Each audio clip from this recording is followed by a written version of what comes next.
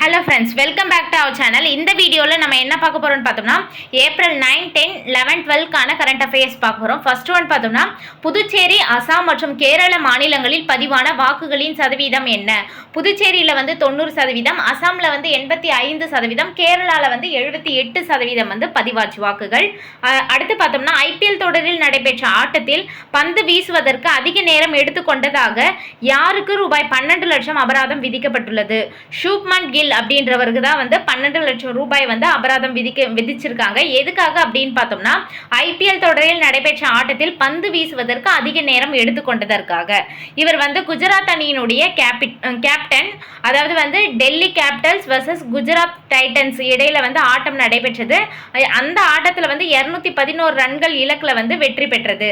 குஜராத் அணி தான் வெற்றி பெற்றது. அந்த குஜராத் அணியினுடைய கேப்டனுக்கு தான் பார்த்தோம்னா இந்த 12 லட்சம் ரூபாய் அபராதம் விதிக்கப்பட்டிருக்கு. அடுத்து ஆசிய குத்துச்சண்டை சாம்பியன்ஷிப்பில் தங்கம் வென்ற 4 இந்திய வீராங்கனைகள் யார்? மங்கோலியாவின் உலான் பாதர் நகரில் போட்டி நடைபெற்றது.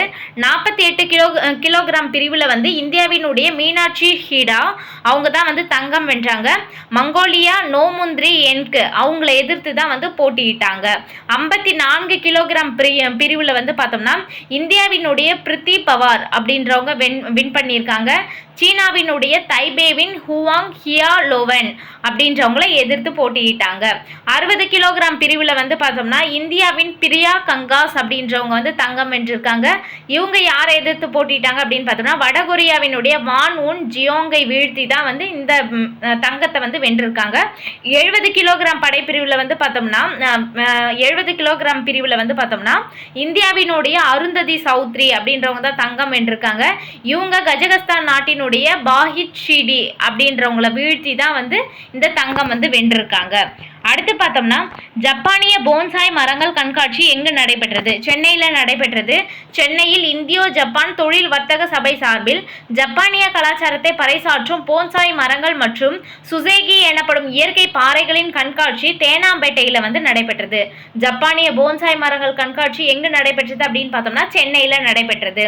அடுத்து ஆர்டெமிஸ் திட்டம் மூலம் சென்ற 4 விண்வெளி வீரர்கள் யார் அப்படின்னு பார்த்தோம்னா நாசாவினுடைய கமாண்டர் ரீட் வைஸ்மன் அப்படின்றவர். அடுத்து pilot Victor Glover, Christina Koch, Jeremy Hansen Canada விண்வெளி வீரர். இவங்க தான் பயணம் பெற்றிருக்காங்க. அடுத்து பார்த்தோம்னா யூபிஐ மூலம் ரூபாய் 10,000க்கு மேல் அனுப்பினால் எத்தனை மணி நேரத்துக்கு பின்பே செல்லுமாறு புதிய விதி கொண்டு வர ரிசர்வ் வங்கி திட்டம் கொண்டுள்ளது. 1 மணி நேரம் கழிச்சு தான் 10,000க்கு மேல அனுப்புனா அது போய் சேர்ற மாதிரி ரிசர்வ் வங்கி திட்டம் கொண்டுட்டு வர போறாங்க. ஏன்னா இந்த டிஜிட்டல் கிரைம் நிறைய நடக்கிறதுனால இந்த மாதிரி ஒரு திட்டத்தை முன்மொழிஞ்சிருக்காங்க. ஓகே ஃப்ரெண்ட்ஸ், இந்த வீடியோ உங்களுக்கு பிடிச்சிருந்தா லைக் பண்ணுங்க, உங்க ஃப்ரெண்ட்ஸ்க்கு ஷேர் பண்ணுங்க, மறக்காம சப்ஸ்கிரைப் பண்ணுங்க. தேங்க்ஸ் ஃபார் வாட்சிங்.